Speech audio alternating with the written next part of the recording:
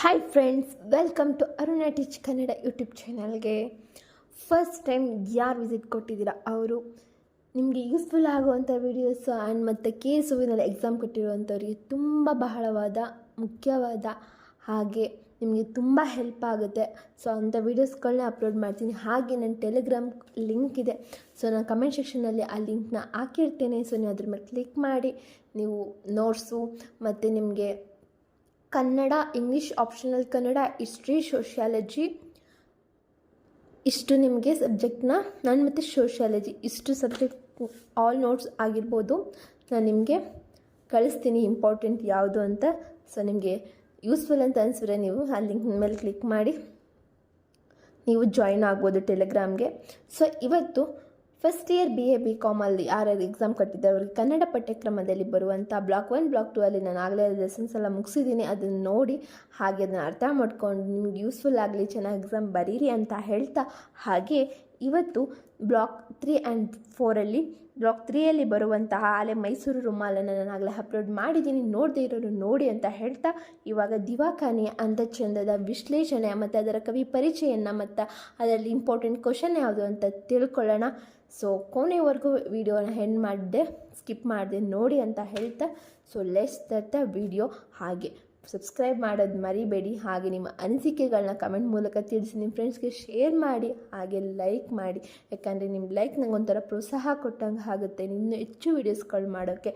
ಹಾಗೆ ನಿಮ್ಮ ಇಂಗ್ಲೀಷು ಕೂಡ ನಾನು ನೋಟ್ಸ್ ಆಗಿರ್ಬೋದು, ಸಮ್ಮರಿ ಆಗಿರ್ಬೋದು ಅದನ್ನು ಕೂಡ ನಾನು ಅಪ್ಲೋಡ್ ಮಾಡ್ತೇನೆ. ನಾನು ಸಾಧ್ಯ ಆದರೆ ಹಿಸ್ಟ್ರಿಯನ್ನು ಕೂಡ ನಾನು ಮಾಡ್ತೇನೆ.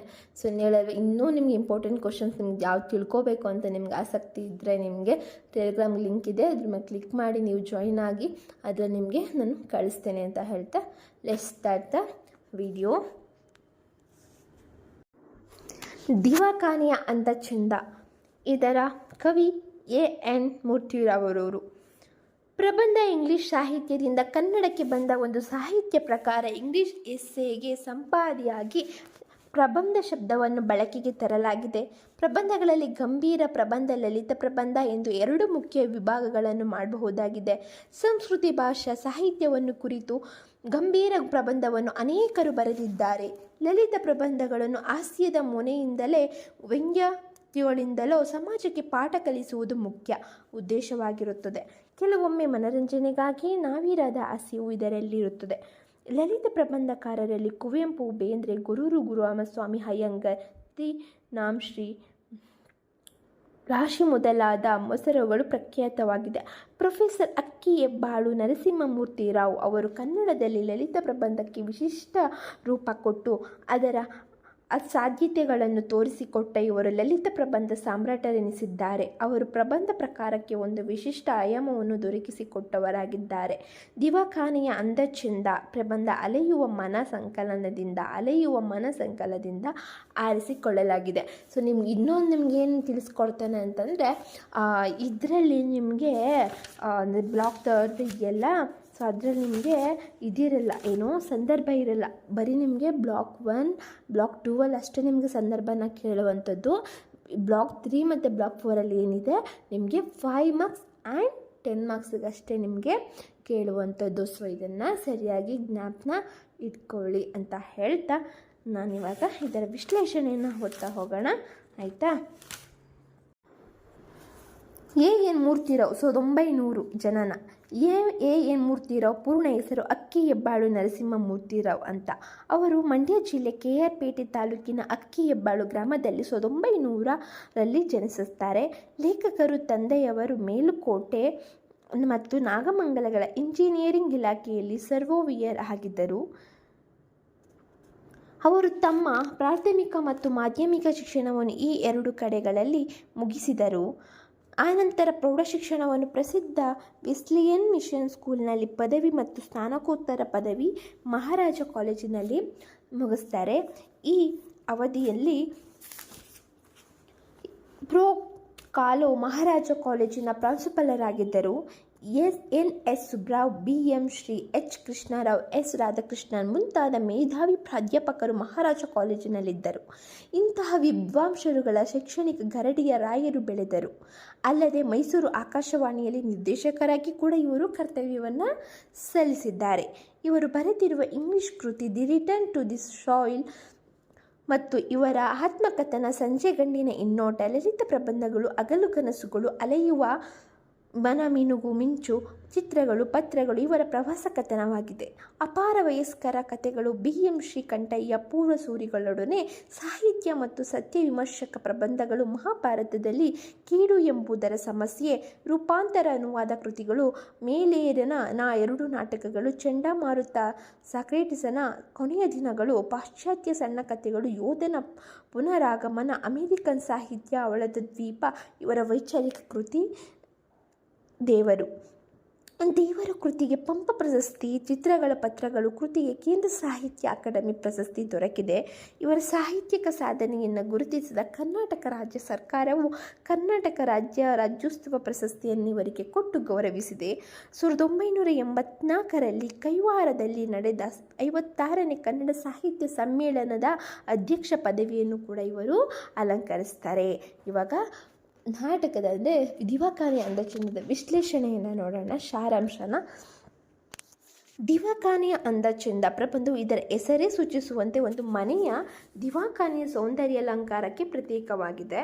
ಲೇಖಕರು ಮತ್ತು ಪತ್ನಿ ಲಲಿತಾದೇವಿಯ ನಡುವೆ ನಡೆಯುವ ಒಂದು ಬಾಹ್ಯಾಂತಕರಿವಾದ ಚಟುವಟಿಕೆಗಳು, ಗಂಭೀರವಾದ ರೀತಿಯಲ್ಲಿ ತಿಳಿಯಾದ ಹಾಸ್ಯ, ಸ್ಫುಟವಾದ ವ್ಯಕ್ತ ಚಿತ್ರಣಗಳು, ವಿಡಂಬನೆ, ಸೌಂದರ್ಯ ಇವುಗಳು ಕಲಾತ್ಮಕವಾಗಿ ಪ್ರಬಂಧದಲ್ಲಿ ರಚಿತವಾಗಿದೆ. ಈ ಪ್ರಬಂಧವು ಸಂಕೀರ್ಣವಾದ ಲಲಿತ ಪ್ರಬಂಧವಾಗಿದೆ. ಕೌಟುಂಬಿಕ ಬದುಕಿನ ಒಡನಾಟದ ಚಿತ್ರಣ ಅನಾವರಣಗೊಂಡಿದೆ. ಇದಕ್ಕೆ ಕೇಂದ್ರ ಬಿಂದು ಮನೆಯ ದಿವಾಕಾನೆಯ ಅಂದಚೆಂದವಾಗಿದೆ. ಮನುಷ್ಯನಿಗೆ ಮನೆ ಮತ್ತು ಮನಸ್ಸು ಅತ್ಯಂತ ಮುಖ್ಯವಾದದ್ದು. ಒಬ್ಬ ಬರಹಗಾರ ಸ್ವಾಭಾವಿಕವಾಗಿ ತನ್ನ ಒಳಗಣ್ಣನ್ನು ಮುಕ್ತವಾಗಿರಿಸಿಕೊಂಡು ಬದುಕುವುದನ್ನು ಪ್ರಯತ್ನಿಸುವಂತೆ ಲೇಖಕರು ಮನದಂಗಿತವೂ ಇದೆಯಾಗಿದೆ. ಪತ್ನಿ ಬಾಹ್ಯಾಲಂಕಾರಕ್ಕೆ ಹೆಚ್ಚು ಮಾನ್ಯತೆ ನೀಡಿರುವುದು ಪ್ರಧಾನವಾಗಿ ಈ ಪ್ರಬಂಧದಲ್ಲಿ ಪ್ರತಿಬಿಂಬಿತವಾಗಿದೆ. ಮನೆ ಕಟ್ಟುವುದಕ್ಕೆ ಲೇಖಕರಿಗೆ ಆದ ಅನುಭವ ಇಲ್ಲಿ ಬಿತ್ತರಗೊಂಡಿದೆ. ತನ್ನ ಸಂಪಾದನೆ ಹಾಗೂ ಇತರರಿಂದ ಸಾಲ ತಂದು ಮಳೆಯನ್ನದೆ ಬಿಸಿಲನ್ನದೆ ಒಂದೊಂದು ಹಿಟ್ಟಿಗೆ ಜೋಡಿಸುವಾಗಲೂ ಎಲ್ಲಿ ಕೆಟ್ಟಿ ಹೋಗುವುದೋ ಎಂಬ ಭಯದಿಂದನೇ ಆ ಮನೆಯನ್ನು ಸುಖವಿದೆ ಎಂಬ ಭಾವನೆಯಿಂದ ಕಟ್ಟಿಸ್ತಾರೆ. ಮನೆಯನ್ನು ಬಹಳ ಶ್ರಮಪಟ್ಟು ಕಟ್ಟಿಸಿರ್ತಾರೆ. ಬೀದಿ ಮತ್ತು ಮನೆಯ ಗಲಭೆಯಿಂದ ದೂರವಾಗಲೆಂದು ಮಹಡಿಯ ಮೇಲೆ ಕಟ್ಟಿದ ಕೊಠಡಿ ಇವಕ್ಕೆಲ್ಲ ಹಣದ ವ್ಯಯ ಮತ್ತು ಶ್ರಮವೆನ್ನಬಹುದನ್ನು ಅನುಭವ ಹಿನ್ನೆಲೆಯಲ್ಲಿ ಇಲ್ಲಿ ವ್ಯಕ್ತಪಡಿಸಿದ್ದಾರೆ. ಸಾಂಸಾರಿಕ ಬದುಕಿಗೆ ಒಂದು ಮನೆ ಅತ್ಯಗತ್ಯವಾದುದು ಅಲ್ವಾ? ಆದುದರಿಂದ ಸುಖ ಸಿಗುತ್ತದೆ ಎಂಬುದು ಲೇಖಕರ ಅಭಿಪ್ರಾಯದ ಜೊತೆಗೆ ಸರ್ವೇ ಸಾಮಾನ್ಯವಾದುದಾಗಿದೆ. ತಮ್ಮ ಮನೆ ಮತ್ತು ಮನೆಯ ಹೊರಗಿನ ಸೌಂದರ್ಯವನ್ನು ಬಹಳ ಸೊಗಸಾಗಿ ಚಿತ್ರಿಸಿದ್ದಾರೆ. ತಮಗನುಕೂಲವಾಗುವಂತೆ ಕಟ್ಟಿರುವ ಮನೆಯ ಸುತ್ತಮುತ್ತ ದೂರದಲ್ಲಿ ಕಂಗೊಳಿಸುವ ಚಾಮುಂಡಿ ಬೆಟ್ಟ, ಕರಿಗೆಟ್ಟದ ಶ್ರೇಣಿ, ಶಾಂತಮುದ್ರೆಯಿಂದ ನಿದ್ರಿಸುವ ಸಿಂಹದಂತೆ ಇರುವ ಇರೋಡೆಯ ಬೆಟ್ಟಗಳು, ಯೂದುಗಿರಿ, ತೆಂಗಿನ ತೋಟಗಳು, ನಾನಾ ವಿಧದ ಮರಗಳು, ಹಸುರಾದ ಅವಳೆಗೆದ್ದೆಗಳು, ವಿಶಾಲವಾದ ಕಣಿವೆ ಇವೆಲ್ಲವೂ ತಮ್ಮ ಮನೆಯ ದೊಡ್ಡ ಬಾಗಿಲಿನಿಂದ ವೀಕ್ಷಿಸುತ್ತಿದ್ದಾರೆಂಬುದನ್ನು ವ್ಯಕ್ತಪಡಿಸುತ್ತಾರೆ. ಆದರೆ ಲೇಖಕರ ಮನೆ ಇರುವ ಸ್ಥಳ ಮತ್ತು ಮನೆಯ ಸುತ್ತಮುತ್ತಲಿನ ಪ್ರಕೃತಿಯ ವಾತಾವರಣ ಮನೋಮೋಹಕವಾಗಿ ಚಿತ್ರಿಸಿದ್ದಾರೆ. ಲೇಖಕರು ತನ್ನ ಮನಸ್ಸನ್ನು ತುಂಬಿ ಹೃದಯವನ್ನು ಕ್ರಮಿಸುವ ಕೊಠಡಿಗೆ ಈಗ ಪ್ರವೇಶವಿಲ್ಲವೆಂದು ವ್ಯಕ್ತಪಡಿಸುತ್ತಾರೆ. ಅಂದರೆ ದವಾರಿ ಧರಿಸಿದ ಚಪ್ರಾಸಿ ಬಾಗಿಲಿನಲ್ಲಿ ತಡೆಯುವನಿಲ್ಲ. ಗೃಹಾಧಿದೇವತೆ ಲಲಿತಾದೇವಿ ಬೀಗ ಮುದ್ರೆ ಮಾಡಿಲ್ಲ. ಕೊಠಡಿ ಅವ್ಯವಸ್ಥಿತವಾಗಿದೆಯಲ್ಲ. ದಿವಾಕಾನೆ ಸೌಂದರ್ಯ ಭರಿತವಾಗಿ ಅಲಂಕೃತಗೊಂಡು ಸೊಗಸಾಗಿದೆ. ಇದರಿಂದ ಲೇಖಕರಿಗೆ ಸೌಂದರ್ಯವೇ ದುಷ್ಟಶಕ್ತಿಯಾಗಿ ಪರಿಣಮಿಸಿ ಹೊರದೂಡಿದೆ. ನಾನಾ ರೀತಿಯ ಇತರೆ ಸೌಂದರ್ಯದಿಂದ ಅನೇಕ ರೀತಿಯ ಸಮಸ್ಯೆಗಳು ಸೃಷ್ಟಿಯಾಗಿರುವುದಕ್ಕೆ ಸಾಕಷ್ಟು ನಿದರ್ಶನಗಳಿವೆ. ಲೇಖಕರಲ್ಲಿ ಸ್ವಾಭಾವಿಕವಾಗಿ ಸರಳವಾಗಿ ಬದುಕುವ ತವಕವಿದೆ. ಮನೆ ಕಟ್ಟಿದ ಮೇಲೆ ಕೈಬಾರಿಯಾಗಿ ಮನೆಯೊಳಗಿನ ಸಲಕರಣೆಗಳನ್ನು ಕೊಳ್ಳಲು ಆರ್ಥಿಕ ಶಕ್ತಿ ಇಲ್ಲದಿರುವಾಗ ತಮ್ಮ ಮನೆಯಲ್ಲೇ ಇದ್ದ ಹಳೆ ಕಾಲದ 3 ಸುಂದರ ಕುರ್ಚಿಗಳಿಗೆ ಸಣ್ಣ ಮತ್ತೆಗಳನ್ನು ಹಾಕಿಸಿದರೆ ಸೋಫಾದ ಕರ್ತವ್ಯ ನಿರ್ವಹಿಸುತ್ತವೆಂಬುದು ಭಾವನೆ ವ್ಯಕ್ತವಾಗಿದೆ. ದೊಡ್ಡ ಮೇಜು, ಇದಕ್ಕೆ ಖಾದಿ ವಸ್ತ್ರ ಹಾಕಿದರೆ ದೇಶ ಸೇವೆ, ಗಾಂಧಿತ್ವಕ್ಕೆ ಮನ್ನಣೆ ಕೊಟ್ಟಂತಾಗುತ್ತದೆ. ಜೊತೆಗೆ ಸುಲಭದ ಖರ್ಚಿನ ಗೌರವವನ್ನು ಬಂದಂತಾಗುತ್ತದೆ. ನೆಲಕ್ಕೆ ಜಮಖಾನ ಹಾಕಿದರೂ ಧೂಳು ತುಂಬಿ ಕ್ಷಯ ರೋಗಕ್ಕೆ ಆತಿಥ್ಯ ಮಾಡಿದಂತಾಗುತ್ತದೆ. ಕೈಯಲ್ಲಿ ದುಡ್ಡಿಲ್ಲದಿರುವಾಗ ಸರಳ ಜೀವನದ ಪರವಾಗಿ ಈ ಬಗೆಯ ವಾದ ಹೂಡುವುದೇನೋ ಲೇಖಕರ ಅಭಿಪ್ರಾಯವಾಗಿದೆ. ಲೇಖಕರು ತಮ್ಮ ಪತ್ನಿ ಲಲಿತಾದೇವಿಯ ಜೊತೆ ಅರಿಶಿನ ಕುಂಕುಮಕ್ಕೆ ಸ್ನೇಹಿತರ ಮನೆಗೆ ಹೋಗಬೇಕಾದಾಗ ಸಂದರ್ಭ. ಅವರ ಮಿಲಿಟರಿಯಲ್ಲಿದ್ದು ರಾಜೀನಾಮೆ ಸಲ್ಲಿಸಿದ ನಂತರ ಕೈಗಾರಿಕೆಯ ಕ್ಯಾಪ್ಟನ್ ಹಾಕಿ ನಂತರ ತಮ್ಮ ಅಂತಸ್ತಿಗೆ ತಕ್ಕಂತೆ ದೊಡ್ಡ ಮನೆಯನ್ನು ಕಟ್ಟಿಸಿ ಅದನ್ನು ತಮ್ಮ ಮೆಚ್ಚಿದ ರೀತಿಯಲ್ಲಿ ಅಳವಡಿಸುತ್ತಾರೆ. ಲಲಿತಾ ಅವರ ಮನೆಗೆ ಹೋದ ದಿನ ರಾಯರ್ ಪತ್ನಿ ತಮ್ಮ ದಿವಾಖಾನೆಯನ್ನು ಬಹಳ ಹೆಮ್ಮೆಯಿಂದ ತೋರಿಸಿದ ರೀತಿ ಒಂದು ರೀತಿಯ ಪ್ರಭಾವ ಬೀರುತ್ತದೆ. ಯಾರಿಗೆ? ರಾಯರ ಪತ್ನಿಗೆ, ಅಂದರೆ ಲಲಿತಾದೇವಿಗೆ. ನಮ್ಮ ಮನೆಯ ದಿವಾಖಾನೆಯನ್ನು ಇದಕ್ಕಿಂತಲೂ ಮಿಗಿಲಾಗಿ ಅಲಂಕರಿಸಬೇಕೆಂಬ ಭಾವನೆ ಅವಳಲ್ಲಿ ಉಂಟಾಗುತ್ತದೆ. ವಿಷಾದಗಳಿಕೆಯಿಂದ ಲೇಖಕರಿಗೆ ಸಂಕಟವಾದ ಪರಿ ಇಲ್ಲಿ ವ್ಯಕ್ತವಾಗಿದೆ. ರಾಯರ ಮನೆಯಿಂದ ಮನೆಗೆ ಬಂದ ನಂತರ ದಂಪತಿಗಳಲ್ಲಿ ಗಂಭೀರ ವಾಗ್ವಿವಾದ ಶುರುವಾಯಿತು. ತಮಗಿಂತ ಕಡಿಮೆ ವಿದ್ಯಾಭ್ಯಾಸ ಮತ್ತು ಕಡಿಮೆ ವೇತನವಿರುವವರೇ ಅಷ್ಟೊಂದು ಅಂದಚಂದವಾದ ದಿವಾಖಾನೆಯನ್ನು ಸಜ್ಜುಗೊಳಿಸ್ತಿದ್ದಾರೆ, ಅಂದರೆ ತೊಗೊಂಡು ಬಂದಿದ್ದಾರೆ. ಆದರೆ ನಮ್ಮ ಮನೆಯಲ್ಲಿ ಹಳೆಯ ಕಾಲದ ಕುರ್ಚಿ ಮೇಜುಗಳು ಮಾತ್ರ ಇವೆ, ಈ ದೊಡ್ಡ ಮನೆ ಕಟ್ಟಿ ಪ್ರಯೋಜನವೇನು ಎಂದು ಪ್ರಶ್ನಿಸುವ ಪತ್ನಿ ಪ್ರಸ್ತುತ ಆಧುನಿಕ ಕಾಲಕ್ಕೆ ಹೊಂದಿಕೊಳ್ಳುವಂತಹ ಆಕರ್ಷಣೆಯ ಭಾವನೆ ಇಲ್ಲಿದೆ.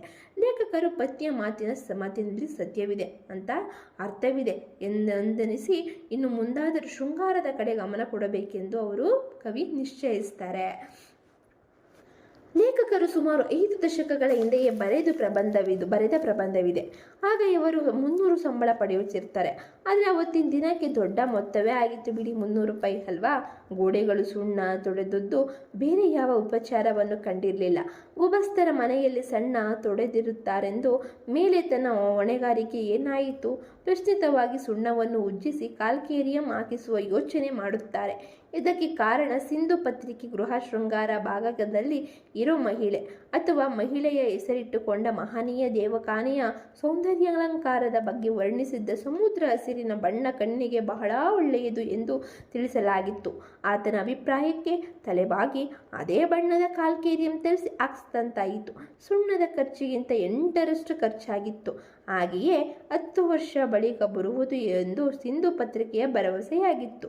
ಸೋಫಾ, ಕುರ್ಚಿ, ಟಿಪಾಯಿ, ಕಂಚಿನಲ್ಲಿ ಕುಸುರಿ ಕೆಲಸ ಮಾಡಿಸಿದ ಪುಷ್ಪ ಪಾತ್ರೆ, ಕೊಠಡಿಯ ಅಳತೆಗೆ ಸರಿಯಾದ ಜಮಖಾನ ಇತ್ಯಾದಿ 100 ರೂಪಾಯಿ ಕೊಟ್ಟು ತಂದು ಅಲಂಕರಿಸಿದ್ದರು. ಬೀಟೆ ಮರದ ಕಾಲಮಣೆ, ಅದರ ಮೇಲೆ ರೇಡಿಯೋ ಯಂತ್ರ, ಅದರ ಪಕ್ಕ ಬೀಟೆ ಮರದ ಕುರ್ಚಿ ಇಟ್ಟದ್ದಾಯಿತು. ಇವುಗಳೆಲ್ಲ ವರ್ಷ ಧರಿಸಿದಂತೆ ಒಂದೇ ಬಣ್ಣದ, ಅಂದರೆ ಬೀಟೆ ಮರದ ಫರ್ನಿಚರ್ಗಳೇ ಆಗಬೇಕೆಂಬುದು ಸಿಂಧು ಪತ್ರಿಕೆಯ ಅಭಿಪ್ರಾಯವಾಗಿತ್ತು. ನವನಾಗರಿಕತೆಯ ದಾಳಿಗೆ ಸಿಲುಕಿ ಹಳೆಯ ಕುರ್ಚಿಗಳು ಮೇಜು ಒಳ ಕೊಠಡಿಗೆ ಸೇರಿದವು. ಕಿಟಕಿ ಬಾಗಿಲಿಗೆ ಪರದೆಗಳು, ಸೋಫಾ, ಕುರ್ಚಿ, ಟಿಪಾಯಿಗಳಿಗೆ ಉಡುಪು, ರೇಡಿಯೋ ಯಂತ್ರಕ್ಕೆ ಗುಲಾಬಿ ಇವೆಲ್ಲ ಸಮುದ್ರ ಹಸಿರು ಬಣ್ಣದ ಬಟ್ಟೆಯಿಂದ ಅಲಂಕಾರಗೊಂಡವು. ತನ್ನ ವಶಕ್ಕೆ ಬಿಟ್ಟರೆ ಮನೆ ಹೇಗಿರುತ್ತೆ ನೋಡಿ ಎನ್ನುವಂತೆ ದೃಷ್ಟಿಯಿಂದಲೇ ಅಭಿನಂದನೆಯನ್ನು ಕೋರುತ್ತಾಳೆ ಮತ್ತು ಪಡೆಯುತ್ತಾಳೆ. ರಾಯರ ಮನೆಯ ದಿವಾಖಾನೆ ಮತ್ತು ಸಿಂಧು ಪತ್ರಿಕೆಯಲ್ಲಿ ಪ್ರಕಟವಾದ ಲೇಖನದ ಪ್ರಭಾವದಿಂದ ಅಂದ ಚಂದವಾದ ದಿವಾಖಾನೆಯನ್ನು ಪತ್ನಿ ಅಲಂಕರಿಸ್ತಾಳೆ. ಎಲ್ಲಕ್ಕಿಂತ ಮಿಗಿಲಾಗಿ ಅದನ್ನು ಆಧುನಿಕ ಕಾಲಕ್ಕೆ ಅನುಗುಣವಾಗಿ ಬದುಕು ಪ್ರತಿಷ್ಠೆ ಇಲ್ಲಿ ಪ್ರತಿಬಿಂಬಿತವಾಗಿದೆ. ಲೇಖಕರು ಮಾಮೂಲಿನಂತೆ ಮನೆಗೆ ಬಂದು ಬಾಗಿಲಲ್ಲೇ ನಿಂತು ದಿವಾಖಾನೆಯ ಅಂದಚಂದವನ್ನು ಸವಿದ ಮೇಲೆ ಅಂಗಿ ಬಿಚ್ಚಿ ಸೋಫಾ ಮೇಲಾಕಿ ಜೋಡನ್ನು ಕಳೆಯುವುದರಲ್ಲಿದ್ದರು. ಅಂದರೆ ಬಂದ್ಬಿಟ್ಟು ಅವ್ರ ಬಿಚ್ಚು ಮಂಚದ ಮೇಲೆ ಹಾಕಿ ಅವ್ರ ಚಪ್ಪಲಿನ ಬಿಚ್ಚಿಟ್ಟು ಅಷ್ಟರಲ್ಲಿ ಪತ್ನಿ ಚೇಳು ಕಡಿದವಳಂತೆ ಚೀರ್ತಾಳೆ. ಅಂದರೆ ಬಟ್ಟೆ, ಜೋಡು, ಪುಸ್ತಕ ಇತ್ಯಾದಿ ವಸ್ತುಗಳಿರುವುದಕ್ಕೆ ಪ್ರತ್ಯೇಕವಾದ ಸ್ಥಳ ಇದೆ. ಆದರೆ ಅಲ್ಲೇ ಹೋಗಿ ಇಟ್ಟು ಬರಬೇಕೆಂಬುದು ಬುದ್ಧಿ ಮಾತುಗಳು ಹೇಳ್ತಾಳೆ. ಯಾರೋ ಕಣ್ಣನಿಗೆ ಹೇಳ್ತಾಳೆ ಕವಿಗೆ. ಹೊರಗಿನ ಪ್ರಕೃತಿಯ ಚೆಲುವಿನ ಚಿತ್ರಣ ಬಾಗಿಲು ಕಿಟಕಿಗೆ ಹಾಕಿದ ಪರದೆಯಿಂದ ಮರೆಯಾಗಿದ್ದರಿಂದ ಲೇಖಕರಿಗೆ ವಿಷಾದ ವ್ಯಕ್ತವಾಗಿದೆ. ಊಟಕ್ಕೆ ದಿವಾಖಾನೆಯಲ್ಲೇ ಕುಳಿತಾಗ ಅದಕ್ಕೆ ಪ್ರತ್ಯೇಕವಾದ ಒಳ ಕೊಠಡಿ ಇದೆ ಎಂದು ಉಪಚರಿಸುವ ಸಂದರ್ಭ ಲೇಖಕರ ಮನಸ್ಸನ್ನು ಬಂಧನದಲ್ಲಿ ಇರಿಸಿದಂತಾಗುತ್ತದೆ. ಅಂದರೆ ಅಲ್ಲಿ ಕುತ್ಕೊಬೇಡ ಅಂತ, ಅದಕ್ಕೆ ಒಂದು ಪ್ರತ್ಯೇಕ ಜಾಗ ಇದೆ ಅಂತ ಹೇಳೋದು ಅವ್ರಿಗೆ ತುಂಬ ಹರ್ಟ್ ಆಗುತ್ತೆ. ಮತ್ತು ಕಿಟಕಿಗಳು ಎಲ್ಲ ಬೆಳಕು ಮತ್ತು ಕಿಟಕಿನಿಂದ ಕಾಣ್ತಿದ್ದ ಹಸಿರು ವಾತಾವರಣ ಸ್ಕ್ರೀನಿನಿಂದ ಮುಚ್ಚಿದೆ ಅಂತ ಹೇಳುವಂಥ ಸಂದರ್ಭವಾಗಿದೆ. 3ನೆಯ ದಿನ ದಂಪತಿಗಳು ಸೋಫಾದ ಮೇಲೆ ಕುಳಿತು ಮಾತನಾಡುತ್ತಿದ್ದಾಗ ಮಗ ರಾಮು ಕೂಗು ಹಾಕುತ್ತಾ ಮೆಟ್ಲು ಹತ್ತಿ ಬಂದ. ಕೊಟ್ಟು ಮನೆಗೆ ರೂಮಿಗೆ ಬಂದವನೇ ಕುರ್ಚಿಯ ಮೇಲೆ ಹತ್ತಿರ ಅದರ ಕೈ ಹಿಡಿದುಕೊಂಡು ಕುಣಿಯಲಾರಂಭಿಸ್ತಾರೆ. ಅಸನ್ಮುಖಿಯಾಗಿ ಕುಳಿತಿದ್ದ ಲಲಿತೆಯ ಉಬ್ಬೋ ಗಂಟಿಕ್ಕಿತು, ಕಣ್ಣು ಕೆಂಪಾಯಿತು. ಅವನ ನೆತ್ತಿ ಗದರಿಸಿಕೊಂಡು ಕೆನ್ನೆಯನ್ನು ಚಿವುಟಿದಳು. ರಾಮುವಿಗೆ ಪೆಟ್ಟಾಗಿದ್ದರೂ ಅವಮಾನವಾಯಿತು. ಸಂದರ್ಭೋಚಿತವಾಗಿ ಗಂಟಲು ದೊಡ್ಡದು ಮಾಡಿಕೊಂಡು ಬೊಬ್ಬೆ ಇಟ್ಟ ಕಿರ್ಚಾಡ್ತಾನೆ. ಯಾಕಂದರೆ ಗಿಣ್ಬಿಟ್ಲು ಅಂತ. ಇದರಿಂದ ಒದಿಸಿದ್ದ ಬಟ್ಟೆಯ ಮೇಲೆ ರಾಮುವಿನ ಪುಟ್ಟ ಪಾದಗಳು ಮುದ್ರೆ ಬಿದ್ದಿತು. ಆಗ ಲೇಖಕರಿಗೆ ಪ್ರಶ್ನೆ ಉದ್ಭವವಾಯಿತು. ಕುರ್ಚಿಯೋ ಮಗುವೋ ಯಾವುದೆಚ್ಚು? ಲಲಿತೆ, ನೀನು ಮಾಡಿದ ತಪ್ಪಲ್ಲ, ಆದರೆ ಚೊಕ್ಕಟವಾಗಿರುವುದನ್ನು ಮಕ್ಕಳಿಗೆ ಕಲಿಸ್ಬೇಕು. ಮಕ್ಕಳು ನೋಡಿ ಕೇಳಿ ಕಲಿಯುವ ಸ್ವಭಾವ. ಆದರೂ ಮಗುವಿನ ಪಾದದ ಚಿತ್ರವನ್ನು ನೆನೆದು ಲೇಖಕರಿಗೆ ಸಂತೋಷವಾಗುತ್ತದೆ. ಆದರೆ ಪತ್ನಿಗೆ ಎಲ್ಲಕ್ಕಿಂತ ಮಿಗಿಲಾಗಿ ದಿವಾಖಾನೆ ಮಂಚ ಅಂದ ಚಂದವೇ ಮುಖ್ಯವಾಗುತ್ತೆಂಬುದು ಇಲ್ಲಿ ಮನನವಾಗುತ್ತದೆ. ಅಂದಿನಿಂದ ದಿವಾಖಾನೆಯ ರಕ್ಷಣೆ ಇನ್ನು ಹೆಚ್ಚಿನ ಭರದಿಂದ ಸಾಗುತ್ತದೆ. ನೇರವಾಗಿ ದಿವಾಖಾನೆಗೆ ಪ್ರವೇಶವಿಲ್ಲ. 2 ಕೊಠಡಿಯನ್ನು ಸುತ್ತಿ ಬರಬೇಕು. ಇಷ್ಟದಂತೆ ಕುಳಿತುಕೊಳ್ಳುವಂತಿಲ್ಲ, ಒರಗುವಂತಿಲ್ಲ. ರಾಮುವನಂತ ದಿವಾಖಾನೆಯಿಂದ ಗಡೀಪಾರು ಮಾಡಬೇಕಾಯಿತು. ಯಾವುದಾದರೂ ವಸ್ತು ಬೇಕಾದರೆ ಆಯಾಯ ಕೊಠಡಿಗೆ ಹೋಗಬೇಕಾಯಿತು. ಇದರಿಂದ ಒಂದು ಬಗೆಯ ವ್ಯಾಯಾಮ ದೇಹಕ್ಕಾರೋಗ್ಯಕ್ಕೆ ಒಳ್ಳೆಯದೆಂದರು. ಮನಃಶಾಂತಿಗೆ ಭಂಗ ತೋರುತ್ತದೆಂಬುದರ ಅಭಿಪ್ರಾಯ. ಲೇಖಕರ ಕೊಠಡಿಯಲ್ಲಿ ತಮಗೆ ಬೇಕಾದ ವಸ್ತುಗಳು ಕೈಗೆ ಸಿಗುವಂತೆ ಅಕ್ಕಪಕ್ಕದಲ್ಲೇ ಇವೆ. ಆದರೆ ಇಲ್ಲಿ ಆ ಸ್ವಾತಂತ್ರ್ಯವಿಲ್ಲವೆನ್ನುವ ವಿಷಾದವಿದೆ. ಅಂದರೆ ಅಲ್ಲಿ ದಿವಾಖಾನೆ ಮೇಲೆ ಏನು ಇಡುವಂಥದ್ದು ಆಗಲ್ಲ ಅಂತ ಹೇಳ್ತಿದ್ದಾರೆ. ಪಾಶ್ಚಾತ್ಯ ಪದ್ಧತಿಯನ್ನು ಪ್ರತಿಷ್ಠಿತವಾಗಿ ಬದುಕುವ ಸ್ನೇಹಿತರು ಲೇಖಕರಿಗಿಲ್ಲ. ಸರಳ ಬದುಕನ್ನು ಇಷ್ಟಪಡುವ ಸ್ನೇಹಿತರಿರ್ತಾರೆ. ಕಾರಾಗೃಹದಂತಹ ಬದುಕು ಇವರಿಗೆ ಬೇಡವಾಗಿತ್ತು. ಸರಳ ಸದಾಭಿರುಚಿಯ ಸ್ವಾತಂತ್ರ್ಯವನ್ನು ಬಯಸುವ ಬದುಕು ಇವರದ್ದಾಗಿತ್ತು, ಕವಿಯವರದು. ಕೊಠಡಿಯ ಅವಸ್ಥೆಯನ್ನು ಆಧಾರವಾಗಿಟ್ಟುಕೊಂಡು ತಮ್ಮ ಕಷ್ಟ ಸುಖಗಳ ಘನವಾದ ಗಂಭೀರ ವಿಷಯಗಳು, ಅಲ್ಪವಾದ ತುಚ್ಛ ವಿಷಯಗಳು, ಕೊನೆಗೆ ಮೃದುವಾದ ಹಾಸ್ಯದ ತೆರೆಯಲ್ಲಿ ತನ್ನ ಬಿಂಬತ್ವವನ್ನು ಅಡಗಿಸಿ ಸೂಕ್ಷ್ಮವಾಗಿ ಆಡಿ ಇಡುತ್ತಾ ಬಂದು ಸುಳಿದು ಕಂಡು ಕಾಣದಂತೆ ಅದೃಶ್ಯವಾಗುವ ವ್ಯಂಗ್ಯ ಅಶ್ಲೀಲ್ಯ ಒಂದಾದ ಮೇಲೊಂದು ಯಾವ ತಡೆಯೂ ಇಲ್ಲದೆ ಸಂಭಾಷಣೆಯ ಒನಲು ಅರಿಯಬೇಕಾದರೆ ಇಂತಹ ಅವ್ಯವಸ್ಥಿತ ವಾತಾವರಣದಿಂದ ಮಾತ್ರ ಸಾಧ್ಯವೆಂದಿದ್ದಾರೆ. ತನ್ನ ಪತ್ನಿ ಇಷ್ಟಪಟ್ಟು ಪ್ರತಿಷ್ಠಿತವಾಗಿ ಅಲಂಕರಿಸಿರುವ ದಿವಾಖಾನೆಯಲ್ಲಿ ಈ ಸೌಂದರ್ಯವೂ ಸಾಮೀಪ್ಯವೂ ದುರ್ಬಲವಾಗಿದೆ ಎಂಬುದು ವ್ಯಕ್ತವಾಗಿದೆ. ದಿವಾಖಾನೆಯಲ್ಲಿ ಮನೆಯವರು, ಆಪ್ತಮಿತ್ರರು ಆಗಿರಲಿ, ಹೊರಗಿನವರು ಬಂದು ಸ್ವಲ್ಪ ಕಾಲ ಅಲ್ಲಿ ಕುಳಿತರೆ ನಮ್ಮ ಮನಸ್ಸಿನಲ್ಲಿ ಭಯ ಹುಟ್ಟುತ್ತದೆ. ಏಕೆಂದರೆ ಅವರಲ್ಲಿ ಸಿಗರೇಟು ಸೇದುವ ನಸ್ಯ. ಆದರೆ ಮೊದಲಿನ ಅವ್ಯವಸ್ಥಿತವಾದ ಕೊಠಡಿಯಾಗಿದ್ದರೆ ಸ್ವತಂತ್ರವಾಗಿ ನಿಸ್ಸಂಕೋಚವಾಗಿ ಇರಬಹುದಿತ್ತು ಎಂಬ ಭಾವನೆ ಅವರಿಗೆ ಹೊಳೆಯುತ್ತದೆ. ಲೇಖಕರು ತಮ್ಮ ಮನೆಯ ದಿವಾಖಾನೆಯ ಬಗ್ಗೆ ವಿರೋಧ ಮತ್ತು ತಿರಸ್ಕಾರ ವ್ಯಕ್ತವಾಗಿದೆ. ತನ್ನವರ ವ್ಯಕ್ತಿತ್ವ ಬಯಸಿದರೂ ಇಲ್ಲಿಗೆ ಪ್ರವೇಶವಿಲ್ಲ. ಯಾವ ಮನುಷ್ಯರ ಸಂಪರ್ಕವೇ ಇಲ್ಲ. ಸಮುದ್ರ ಹಸುರು ಬಣ್ಣ ಆವರಿಸಿಕ್ಕದಂತೂ ಅವರ ಹೆಸರು ಕೇಳಿದರೆ ಮೈ ಉರಿಯುತ್ತದೆಂದು ಇದಕ್ಕೆ ಕಾರಣವಾದ ಸಿಂಧು ಪತ್ರಿಕೆಯ ಬರಹಗಾರ್ತಿಗೆ ಸಪಿಸ್ತಾರೆ. ನನ್ನ ಮನಸ್ಸಿನಲ್ಲಾಗುವ 1000 ಮಾರ್ಪಾಟುಗಳಿಗೆ ದಿವಾಖಾನೆಯು ಹೊಂದಿಕೊಳ್ಳುವುದಿಲ್ಲ.